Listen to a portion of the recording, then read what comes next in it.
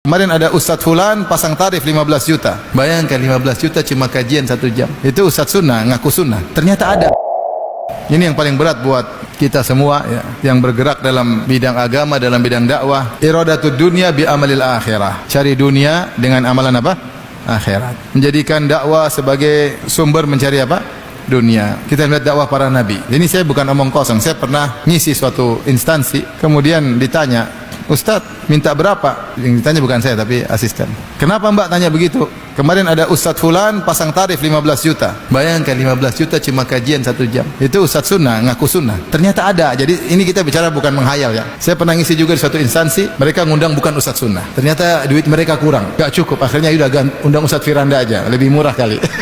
Ternyata pasang tarif mahal sekali. Kalau Ustadz non sunnah oke lah ya. Kalau Ustadz sunnah pasang tarif itu ada ternyata. Sekarang saya bacakan dakwah para nabi. Ya saya ini menegur saya diri saya sendiri ya. Apa kata Nabi Nuh alaihissalam? Dari Nabi Nuh, ya qaumi la as'alukum alaihi mala in ajriya illa 'ala Allah. Wahai kaumku, aku tidak pernah minta harta dari kalian. Pahalaku dari Allah Subhanahu wa taala. Nabi Hud berkata, ya qaumi la as'alukum alaihi ajran in ajriya illa 'ala alladhi fatarani. Wahai kaumku, aku tidak minta dari kalian upah. Sungguhnya upahku di sisi Allah Subhanahu wa taala. Wa ma as'alukum alaihi min ajrin in ajliya illa 'ala rabbil alamin. Ini perkataan yang sama diucapkan oleh Nabi Nuh, Nabi Hud, Nabi Saleh, Nabi Syuaib. Ya kaumku, aku tidak minta upah dari kalian. Sungguhnya upahku di sisi Allah Subhanahu wa taala. Fama as'alukum min ajrin fahuwa lakum.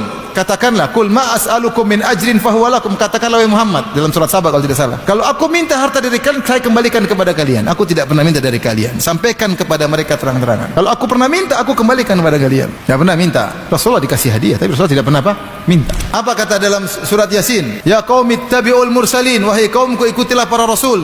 Ittabi'u man la yas'alukum ajran wa hum muhtadun. Mintalah ikutlah kepada para rasul yang tidak pernah minta upah kepada kalian dan mereka mendapat hidayah. Jadi kita sebagai panitia juga menjaga marwah ini agar kita berjalan di atas jalan para rasul. Jangan kemudian dakwah ini seperti industri. Jangan ikhwan. Benar, di balik itu ada orang-orang io yang mencari duit, yang mungkin juga diarahkan oleh sebagian ustadznya. Kalau ada saudara kita, ustadz kita yang salah, kita tegur. Jangan kita malah mendukung. Jangan terpesona dengan oh rame, oh ini mewah. Enggak. Kita cari ridha Allah Subhanahu wa ta'ala. Saya sampai ditanya kemarin di sekolah, Ustaz ini kemarin undang Ustaz, saya mau tanya Ustaz ini kemarin kita undang Ustaz, dia kasih tarif. Saya bilang jangan undang lagi. Dia suka minta tarif di mana-mana. La haula wala quwata illa billah. Saya terlalu banyak bicara ya.